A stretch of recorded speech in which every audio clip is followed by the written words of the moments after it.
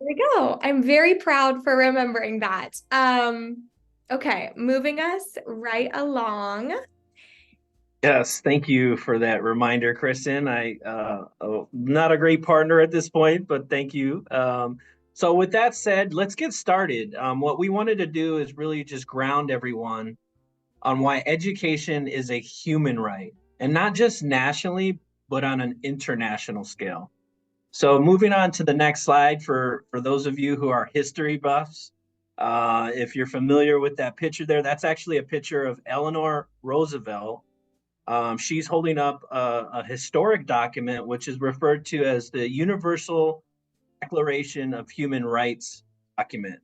It's a historic document that was adopted by the UN General Assembly on December 10th, 1948, and it represents the first global expression of rights to which all human beings are inherently entitled. So the declaration consists of 30 articles detailing individual basic rights.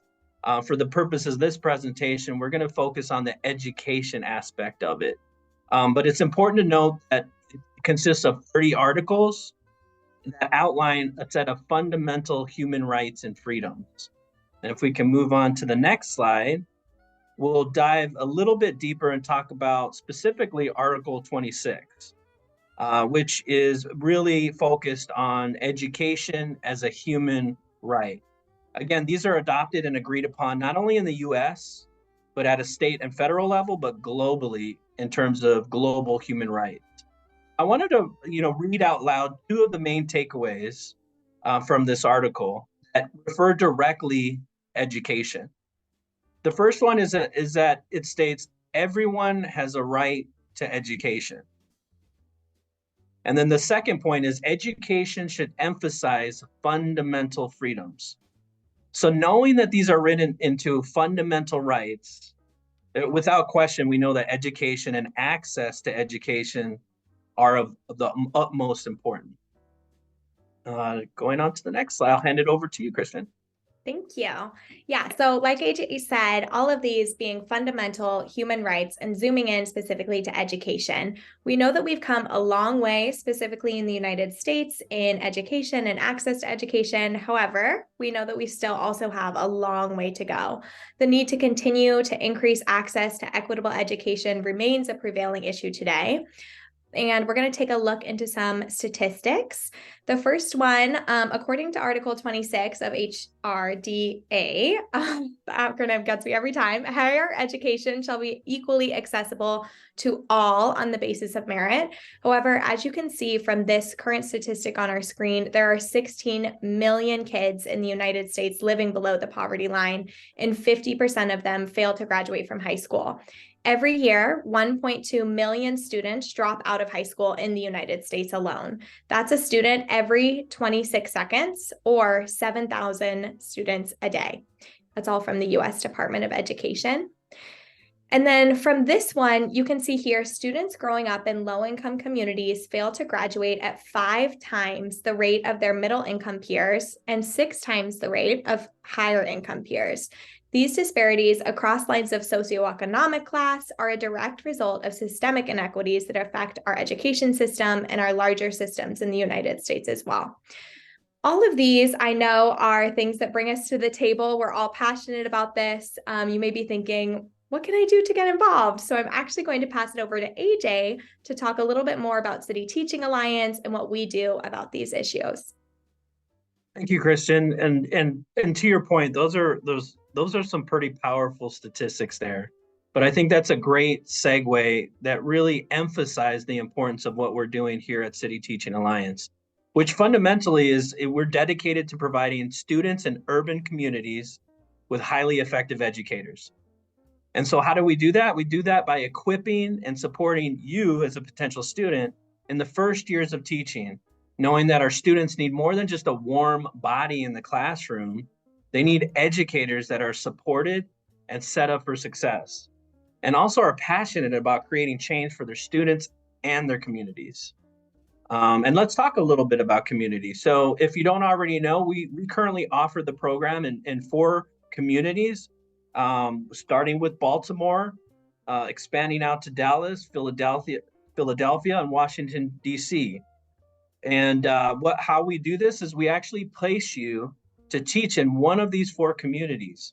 And in these communities, you'll have the opportunity to have support in the first years as an educator, and really offering you an on-hand support and culturally responsive experience through our partnership with American University. So if you're interested in learning more, we'll talk a little bit about that later, but our recruiting team would love to talk more in detail about our program. So at the end of this presentation, we'll share with you a QR code, and we'll make sure we'll give you some resources and some contact information so you know where to go to. And moving on to panelist discussion. Yay! Okay, I'm so excited that we got here in the first 12 minutes because this is what I would call the meat and potatoes of this time together. Or if you're vegan, I don't know, another kind of meat, I suppose. We're going to move into hearing from our amazing panelists. As we're going through asking different questions, please, all of you as audience members, please feel free to chat in any additional questions you may have for the panelists. AJ and I are going to be monitoring the chat and make sure your questions get lofted up. So without further ado, let's do an introduction of our speakers. We have four incredible alumni or current participants in our program, which we're really excited to chat with today. So moving from the very left, Kier, and then going to the right, can we do introductions, who you are, your role, and maybe what made you start in City Teaching Alliance? Hey all, my name is Kier. As it says on the screen, I teach 7th grade language arts here in Baltimore City. This is year 10 or 11. I'm unsure. I teach ELA, so I'm allowed not to be good at math, but I've definitely been here for at least a decade. We'll call it that, and all in Baltimore City Public Schools, and I absolutely love it. Ultimately joined City Teaching Alliance, which back in the day was called Urban Teach Center. That's kind of like, I was cohort 12. So for those on the call, cohort 12 is actually the third cohort for urban teachers. So we were using stone tablets back then. Ultimately joined because I realized that when I was in college, I had such a fun time coaching our mock trial team. The seniors on the team and the juniors got to sort of lead the team. We did not have attorney coaches like some other schools did. It was an entirely student-run program. And I thought to myself, this is really cool, making access and giving access to sophomores and freshmen. And it was just the best thing to help get them acquainted with the rules of evidence and prepare them. I thought, I kind of want to do this full time. And there's a quote from Jurassic Park, oddly enough, to be quoting, that says, life finds a way. And I really think that when it comes to like your passion for teaching, passion always finds a way. And Urban Teachers was my outlet and my sort of vehicle for my passion to find a way. I really needed the structure of the program. And well, here we are. Humble brag, thanks to Urban Teachers, not TFA. I ended up winning Teacher of the Year for Baltimore City Public Schools in 2019. And at that point, I was the first and only Black man to win the award. And since then, Jared Perry has also won this most recent year. So I'm very proud of why I joined CTA, and I'm very proud of the learning and how I've been equipped to be a highly effective teacher for 10 plus years. Thanks, everybody. Hi, everyone. My name is Alexia. I am here in Dallas, Texas. This is my third year in the program. I just graduated in this past May, and I am a second grade STEM teacher. So the reason that I joined City Teaching Alliance was I actually had my bachelor's in elementary education, but COVID hit. And so my entire student teaching experience was not what I needed it to be for me to grow and be ready for the classroom. So when I found Urban Teachers, then now City Teaching Alliance, I just saw how much support they provided, and I'll also be able to get my certifications and my degree. And I was like, okay, great, let's try it out. And I'm actually from Baltimore, but I decided to move to Dallas and do the cohort there just to get a new experience. And just from all the staff and all the people in my cohort, it's just been one of the greatest things. And I'm very grateful to have had this experience and to be here with you guys. So thank you so much. Hi, everyone. My name is Kritika. I joined City Teaching Alliance, formerly Urban Teachers, all the way from California. I actually interviewed, like I was researching after I did my bachelor's, as I was heading to graduation from my bachelor's, into teaching programs, because ever since I was in love with my fourth grade teacher, I was like, oh, I want to be a teacher. So I kept up that passion. And so when I was finally able to do it, it really boiled down between City Teaching Alliance or Teach for America. And I chose City Teaching Alliance ultimately because they helped me with a master's degree and to get my certifications. And there was also the extra part of coaching. So I really appreciated that.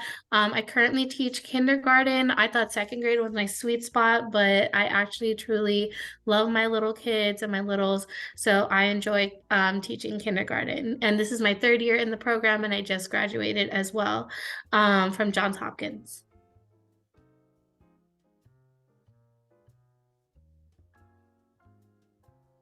All right. Hi, everyone. My name is Chris Wade. I am a cohort 2013 alum celebrating 10 years as being a part of this organization, 12 years in education. I'm currently serving as the Associate Director of Technology Operations with KIPP DC, but definitely have served in education in many capacities, from athletic director, grade level chair, dean of students, vice principal, campus director, and now supporting on a regional level, which I really, really enjoy getting to see that aerial look at a network to really just change and shift how students across the city learn or experience schools. I joined Urban Teacher Center, just to put some context. Now City Teaching Alliance, back in 2013. And the reason why I joined, honestly, it was a partnership with a program that I did right out of graduation called City Year, Washington, D.C. So they had a Life After City Year partnership with Urban Teachers, which allowed me to have an expedited process, application process. But the reason why I chose City Teaching Alliance over a lot of the competitors is honestly straightforward because of the coaching and support that you receive. I've heard a lot of horror stories about other programs that shall not be named, and I wanted a program where I felt that it wasn't a got you factor. After like I started my like lead teaching experience, I wanted to make sure that I felt secured in my position as an educator, and I just it really appealed to me that I would have people who will be around to continue to support me, because as you know, schools just depends year to year with what they're able to offer with the coaching and support. But that's my story. I love that. Thank you all so much for being here.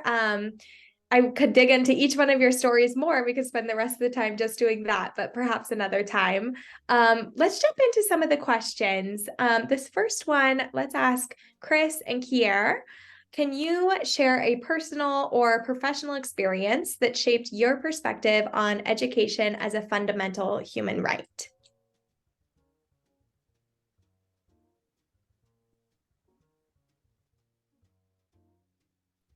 Yeah, I think like so my residency year, I'm thinking about a story where as a resident, right, you weren't the teacher of record. I taught math at the time, and a student said, Mr. K,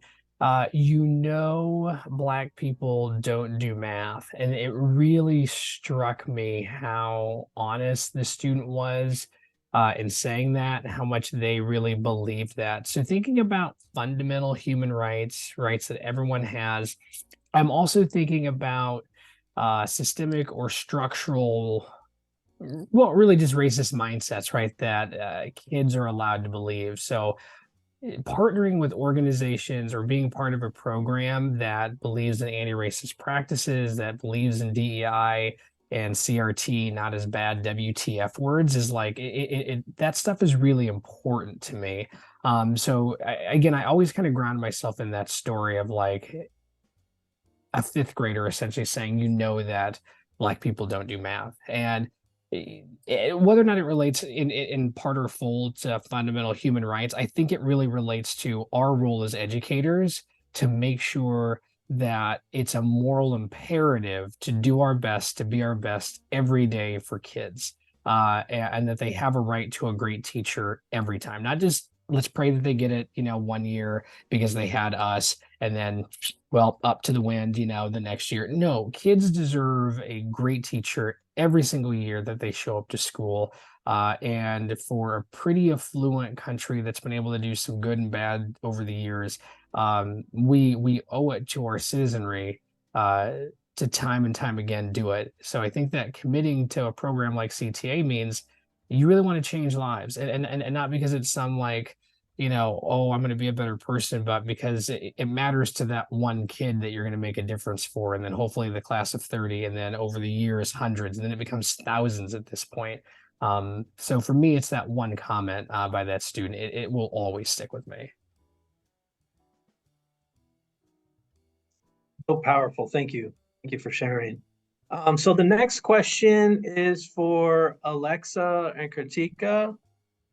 What are some of your favorite stories and experiences working in the classroom? So I would say for me, one of mine was actually in the classroom, but because it was COVID, it wasn't. And just really thinking about what that time period was for kids and just thinking about inequities as well, being home and just what that looks like and how the environment is and not being able to come together and have that impact on your students, having them close. What happened in this story was actually really impactful. So me and my host teacher, we had went around to all the kids' houses and we took gifts to them and we showed up for them. And just being able to have that experience, especially during COVID when kids are just coping with everything going on and just really trying to wrap their heads around it, especially with elementary as well. I think it just was really important to show them that they were seen and that we would show up for them no matter what. And just seeing their little faces light up and just seeing their smiles and even their tears really showed you that kids are people and they have emotions and they see and notice everything that's going on around them, including inequities. So just being able to make that holiday magic for them was really great. I would like to say a quick story myself as well, going off of equitable education. When we think about urban schools or schools that are chronically underfunded, one thing that really is impactful to kids like of a younger age that I work with is definitely being able to be outdoors and have something meaningful outdoors. So definitely when we get to add things to their just basic playground, like yes, we do have a playground structure, but it's like surrounded by a fence, it's surrounded by like metal, like it's not exactly the most prettiest thing you want to see when you go outside. Like we want to make sure that kids are having like a good experience outside. So one time outside we took bubbles. It's a really simple thing. It's like bubbles. It's made out of dish soap, water. But the kids were talking about the shapes, connecting it to like the 3D shapes that we learned about, how they didn't understand when you use like a heart shape in the bubble solution, how come it didn't come out in the shape of a heart, things like that. And it's just like you can see that their learning is advancing far beyond that fence that's like keeping them in. And it's just such a beautiful thing to see them learn in a place that you can transform. So that is one of the most powerful feelings to have when you change their perspective on something that they go see every day. That's so awesome. Love it. Thank you, both Alexia and Kritika. I love that both of those also ground a lot in the humanness of our students and just remembering that they're humans, sometimes really tiny ones, but then they grow up to be fully operating adults. I did want to loop back. Chris, I saw you start to come off of mute. I'd love to hear your response for that first one, the personal or professional experience shaping your perspective on education. Thank you. I appreciate that. I definitely share a lot of the same sentiments that were shared earlier by Kier. But I think my experience that helped me understand the shift was personal. So not to say that he wasn't. I'm sorry. But what was interesting to me was growing up, I went to a high school that was very diverse. There was not one majority of any one race. We had a lot of every nationality. And it was And we had a technical school. We had like 4 different layers to how we had school. You had standard classes, you had college prep classes, you had honor classes, you had AP. And to me, I thought that was every student's experience in school. And it was very interesting that this was my high school because my mascot was a panther, the Black Panthers. Well, not the Black Panther, but a panther. And when I first started being a teacher, I went to a middle school in Southeast DC, and their mascot was a panther. And it was at that moment that I realized that we were the tale of 2 different Panthers, because what they experienced, what they saw, how people showed up every day, their access to resources was just so just drastically different from what I had known. And it showed me that there's a parallel between how people experience schools. And it made me realize that your zip code really does make a difference with your experience with school. And I just really just became appreciative because, I came from a single mother, and just for her to be that informed to even make those decisions about what schools was transformative, because it put me in those right places. But it made me want to fight for those Panthers in Southeast DC. Like I had teachers that fought for me along the journey, because I believe that their zip code just should not determine their quality of education. And unfortunately, in this world, it really does. Yep, absolutely. Thank you so much, Chris. The next question, Alexa, or not Alexa, I'm sorry, Alexia, in promoting my Alexa thing is like, what? Alexia, in promoting equitable education, how can we ensure that diverse voices and perspectives are included in decision-making processes? Yes, I would say the first thing is looking inward, right? Thinking about your biases and thinking about what you've been through, and being open to different perspectives. Because if you don't check yourself first, then it's hard to create that atmosphere where you're open and you can even promote openness and inclusion for everyone. Just for me specifically and personally, I am from Baltimore, Maryland, which is a community where it's predominantly African American people. Now, in high school and elementary school and middle school, it was a good mix. It was everyone kind of like what Chris was saying. And so that was my norm. But then moving down to Dallas and working at a school that had 98% of emergent bilingual students, their inequities look different than mine. And the things that they struggled with and the things that they needed were different than what I was used to. So I really had to think, okay, well, how can I best serve my students and put myself in a position to help them based on the equities that they have? And then also just immersing yourself in the community that you're teaching at, or just whatever areas, that need help that you're focusing on, and thinking about what they need, getting out there, just making connections, volunteering, different things. So then you can make well-informed decisions about the people that you're serving. And just attending like town hall meetings and making your voice heard and just being an advocate at all times.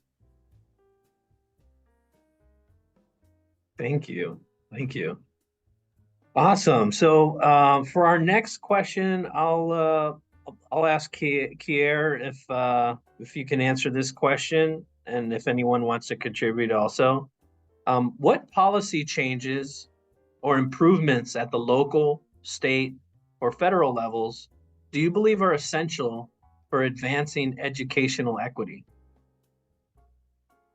Yeah, I think that's a really good question. A lot of it, to me, really depends on who is making the policy. I mean, I think that there's a way that we look at history, right? And history is told through the eyes of the victor.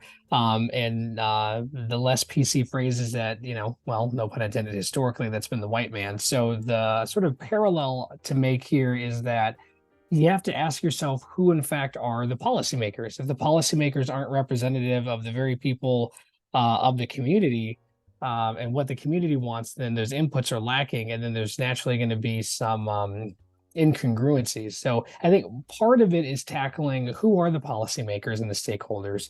When we want to make change, who are the folks that are going to support you? Who are the folks that are going to oppose you? And who are the folks that just aren't going to do anything and they're just kind of there, but maybe you could still win them over. So looking at who makes policy is really important. Who has access to policy? Are we building tables? Are we inviting chairs so that folks can sit at hopefully a large table, or are we asking some people, hey, stand down somebody else should be at the table. Those are all questions that have to be asked. Then I think that you also have to start thinking about high quality instructional materials, which is a really fancy way of saying, like, what are the curricular materials that students are using as far as access? I think that I'm not sure about the other panelists, but I've been in 3 different schools. Baltimore City, when I first came in, didn't have a uniform curriculum policy. I was on a panel last week as a panelist discussing curricula in New York City, and no one school in New York City a few years ago had to follow the same curriculum. They kind of got to choose whatever they wanted to. High school in Baltimore City doesn't have a uniform curriculum. So where Chris is talking about, right, the access that he had in high school, what is equitable access or a fundamental right to education if the quality of the education that students receive is, well, not quality? You can do a lot of damage. And I think that to some extent in Baltimore City, I think Alexia would know this just having been from Baltimore, and I've only been here just as, a newcomer, if you will, for 10 years. Sometimes you get a lot of mistrust between the community. When I first got here, I thought to myself, wow, you've got some really angry parents and grandparents. And then it starts to set in that the system failed them so thoroughly that there's actually a lack of faith in the very people that are entrusted to teach their children. And I think that you have to go back to the policymakers and the quality of the instructional materials. That's where I would start. To go off, sorry, No, to no, go off of what Kier said, I 100% agree. It depends on who is making the policies, as well as, we can always say more money for education, more money, more funding for education, but where is that money going? That's a key question that a lot of people are asking these days, is where is the money going? Are we really trying to, put more money in the pockets of people who claim to have the best interests of the children, while it is not funny, but funny at the same time when teachers are saying we're really in the trenches. Where is that money going? Have you ever talked to the teachers about where that money could be used for, in terms of curriculum that actually benefits the students, that's actually targeting like what they need to learn? Like, are you giving quality access for that kind of curriculum education? Are we giving schools trained professionals to deal with possible situations in terms of behavior? Because we all know that behavior cannot be solved only by SEL. It has to be solved systemically. And now we have students who are acting out because they are not on grade level. So when you're in the classroom and you're teaching grade level material, they know, hey, I don't know that. And if I act out, I get to possibly not be in the situation. So is this like an escape route? Like, we need to have more professionals inside the classroom to help the students with a more equitable education, less students per classroom. I want to be there for every single one of my students. It is just not possible, not feasible when I have over 28 kindergartners, 29, 30, our caps are 35 this year, students in my classroom, because we are lacking educators in the classroom. So truly, where is that money going, and how can we use that money appropriately to help with equitable education and stop teachers from leaving the field? Because we know that it's not about the money for them, it's about the kids. So how can we really support students with policy? I love that. Thank you, Kritika. The next question, Chris, how do you define success in terms of achieving educational equity, and what key indicators should we be tracking? And I'll ask Chris, and then if any of you also have a response. I think it's a great question. I think success is defined by our students and our families. And I don't want to position anyone to think that we are coming into these communities and saving people, because that is not our work. That's not our job. It is our job to come in and be professionals and support and educate and empower them.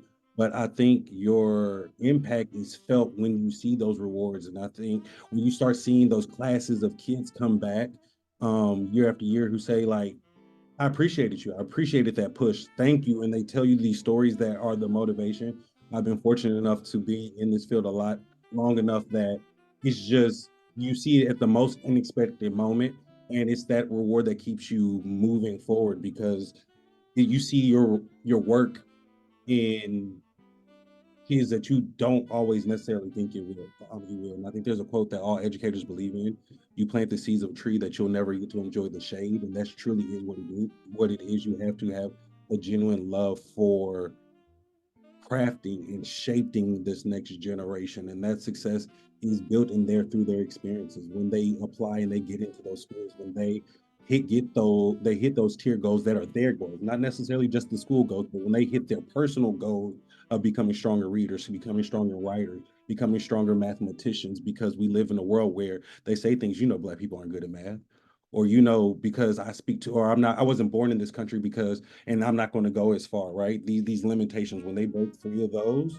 that's how you know that your word is successful. So, I mean, I think the easy answer is to say, hey, when the metrics we should be paying attention is reading and math. Those are important, but those aren't the only ones that we should be paying attention to. Those are like the bare minimum, but we need to be paying attention to students as individuals as best we can, and continue to try to cultivate them into be something productive when they leave our spaces. The courage to continue moving forward.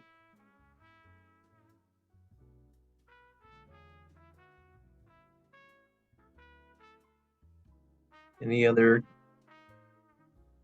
contributions to that, or we can move on to the next question? Awesome.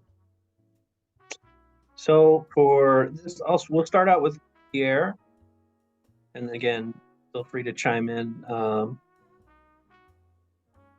For individuals attending this event, what tangible actions or steps would you recommend they take to contribute to the cause of educational equity?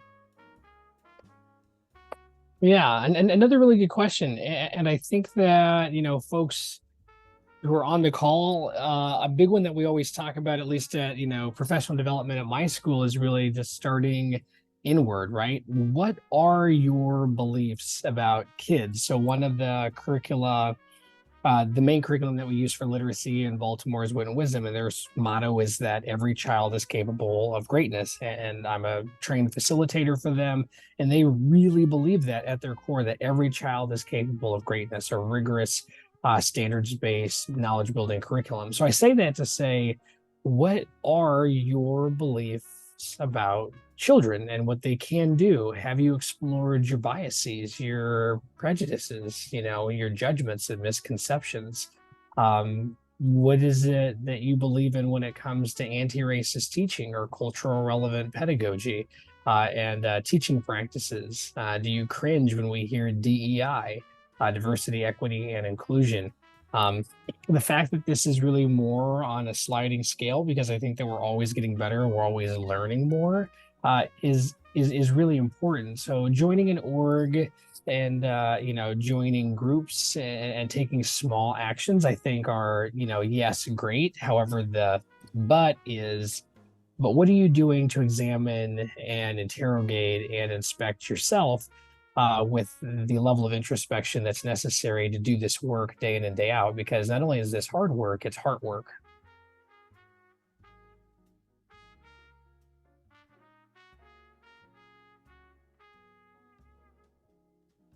I would definitely agree. And just to piggyback off of here, I think that's like definitely the first step, looking inward and just really assessing yourself.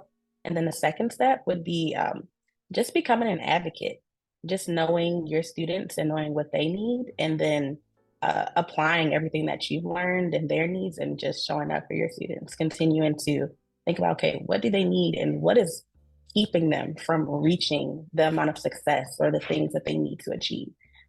Who can I connect with? Who can I talk with? Who can I network with? What programs can I join? Like City Teaching Alliance, that will equip you with the things that you need to just create an equitable education experience for all students. I think that's also very important. Love that. Thank you, Alexia. A few more questions we have written down. And then again, anyone in the audience, if you have questions, please feel free to chat them in, or we'll leave a time if you want to come off mute. You definitely can do that as well. Kritika and Chris, or also Chris, or not, yeah. Kritika, Chris, Kier, Alexia, whoever wants to answer. As we envision the future, what are your hopes and aspirations for the state of educational equity, and how can we work collectively towards those goals? I'd like to say that the slogan that I believe in is I dream of dirt, books, and reflection. I chose dirt because I want students to have like a tangible understanding to what learning is, like a hands-on experience. Like we are in the school that I work with is an IB school, but I want them to experience the full world. As Alexia said, that over close to 90% of our students are emerging EL, so their experiences might be in a small community, and that's wonderful. But how do we expand their learning to encompass other experiences, cultures, and values? Because I think that that is a fundamental step in opening up, broadening the horizon so that they're able to understand this is what education can do, and also giving them the step to understand that education can open doors. I chose books as well in my little slogan because I want students to understand that it not only is literacy power, it isn't just enough to know your letters. It's not just enough to know your sounds. It's more like if you know the words to say, you can speak your voice, you can share your thoughts, you can speak your mind, you can stand up for yourself. And I think that is very important in kids today. I feel like they have like a lot to say, but the substance that they have to say isn't coming from what they truly mean. It's kind of just words that they pick up from listening, but we want students to like really think about their experiences and stand up for themselves, because I'm sure if at a town hall meeting with our CEO of our charter school district, I'm sure that if students actually came to those meetings and spoke up about their experiences and what they want and what they envision for their future at our schools, I'm sure their impact, their voices would mean so much more than just the teachers, than just the parents, but their voices mean a lot, and they should know that they have a lot of value. So that's why I chose books. And lastly, reflection, because they need to understand that looking at the world, looking at things is all perspective. Like, yes, there's black and white, but how can you understand that there's more than one side to a story? Like when you are saying something, when you're understanding, learning something, how can you teach your partner? How can you share your learning, share your experiences to make you a stronger scholar? So I think of this slogan as something that really encompasses a whole well-rounded scholar and what we can really dream for them and hope for them. Yeah, I definitely agree. And just piggybacking off of Kritika, I think it's important to equip students to be stakeholders. So, how can we bring everything in the world into the classroom so that they are going into the world well informed and knowing how to also fight inequity? And even at the elementary level, how can we expose them to things that they need so then they can be ready to tackle the world? I think just allowing them to inquire, giving them opportunities to have new experiences, opening doors for them that maybe were never open before, showing them that it's not just about, oh, if you get a good test score or if you pass your STAR test, that you're not just a number. There's more to you. There's more that you can do. You can have talents that might not always be math. You don't have to always get the answer right the first time. You might be really good at music. You might be really great at art. You might be really great at sports. But just allowing them to like Kritika was saying, just looking at the whole student, the whole child, not looking at them as this is a test score and I need them to pass this test. No, how can you get them to buy in, and how can you get them to be passionate about just learning and just being in school, because it will help them to grow as people, not just as students.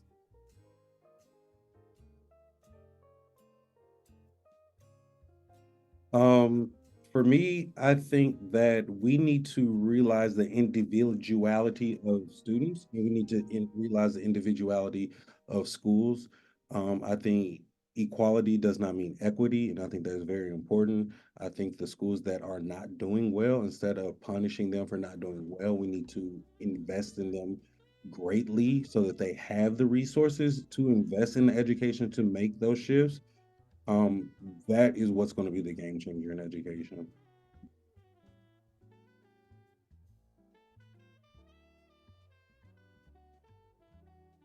Absolutely. I loved all of those responses. And the last piece before I start opening it up for the audience to reflect and engage a little bit more as well, for any four of you who wants to chime in, if you could think back to when you first got started, for anyone kind of thinking of like, oh, I could maybe do this, but it feels intimidating, it feels scary, all the things. Any words of encouragement for someone kind of looking into City Teaching Alliance specifically or a career in education? Well, I hope that they choose to become a teacher, and not just the facetious answer that we need more teachers, but rather that I have a lot of fun showing up to work. I know that in Baltimore City, they put out this survey and they ask, do you have like a best friend at work? And over my 3 schools in 10 years, I absolutely do. And I know that people, can feel any type of way about, oh, most of my friends are teachers or whatever, whatever. I love that when I show up to work in this order, I love the kids and I love the adults. Like I show up for the kids, but like I also really don't mind being in the building because my partner teacher who teaches math is my best friend. And I really love it. Now, there's some other stuff that they don't exactly, tell you, in the flow chart that there are going to be some really, hard days, some experiences. You're just like, ooh, didn't see that in the prep course. And there really are a lot of things in life that you just can't prepare for, even if it wasn't in teaching. But my sort of like positive well that I go back to if I'm having a bad day is just flowing. My heart is sort of exploding, if you will, because just over the course of 10 years. Um, and I think it's for me, it's all about the little moments. I'm really an old softie at heart, so my stories are centered in the fact that like I've got a student.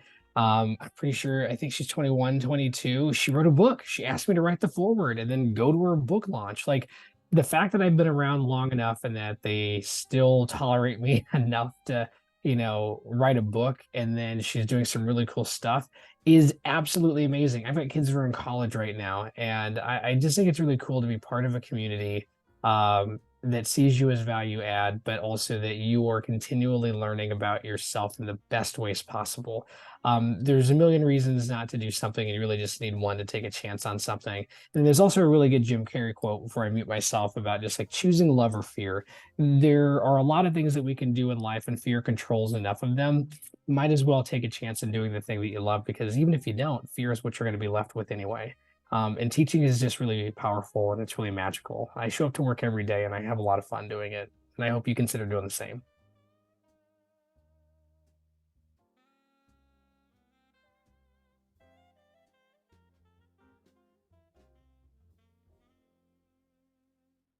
I would definitely say I know that, thinking about the systematic issues that are in education can be a little scary and intimidating.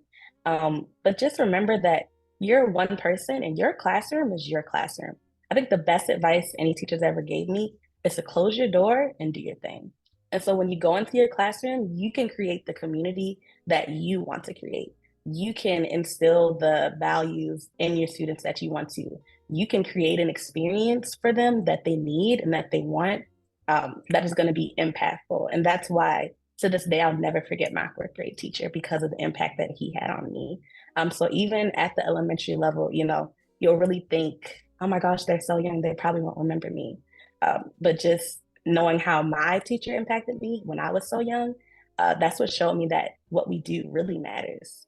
Um, so just continue to show up and don't be afraid. It might be a little scary, but it is so worth it. This is the most rewarding thing I've ever done in my life. And I can't imagine doing anything else. This is truly what I love. And if you love it, go for it.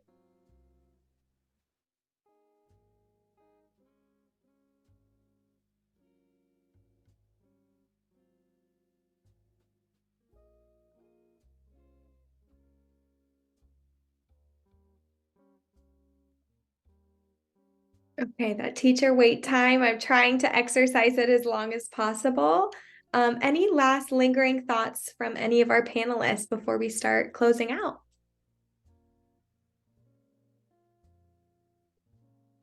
I think pretty much everything has been said this evening is a wealth of knowledge from a wealth of different experiences, from those who are still bright-eyed and bushy-tailed, to people who have served in multiple schools in multiple areas. I think we reflect a diverse group. So I just truly hope that everyone was able to take something away from someone.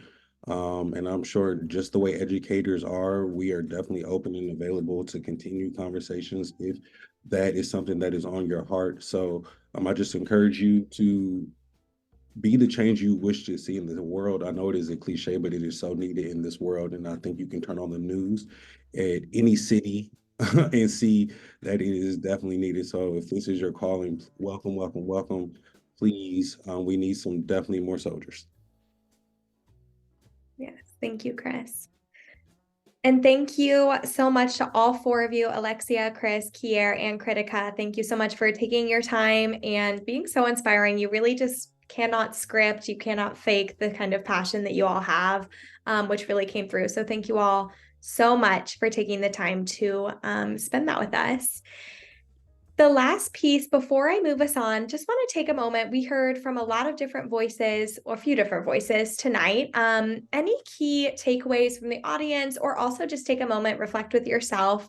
I never like forced group share outs. However, I do like just a moment to pause and reflect. What are you feeling or thinking in this moment? And what did some of these ideas spark up for you? So take a moment for that before we move along.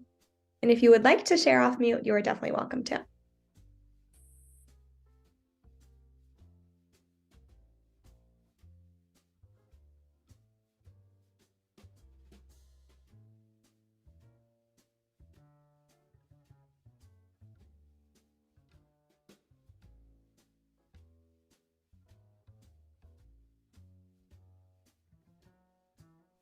For me, I know one of the biggest things I'm feeling is an inspiration. Again, being tied to this work is always so impactful. You'll never find a career more impactful, more rewarding, I would even go out to say, than teaching and being in the classroom.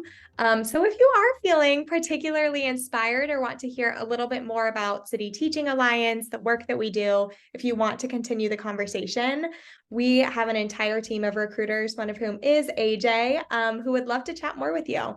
So if you want to scan the QR code on the screen, it'll take you to a little portal to start an account, which is just your first step in kind of exploring this as a journey. Our next deadline to apply is January 16th. So you have some time over the holidays into the new year to start thinking about what a career could look like. And you may just well be the next teacher of the year. You may be the next teacher wearing antlers on a Zoom call, just chatting about your experiences. And we would love for that to be you. So thank you all so very much for joining. From our panelists, our audience members. AJ and I have loved getting to host this space, and we'll stick around for a second or two in case you have any lingering questions. Thank you.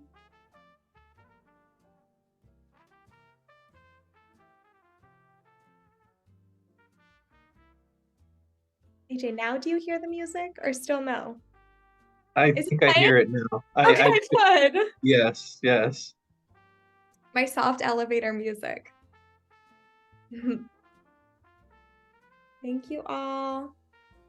This was great. I mean, as a recruiter on the front line, I mean, to hear all of your responses, it just re-energizes all the efforts that we're all putting into the work that we do.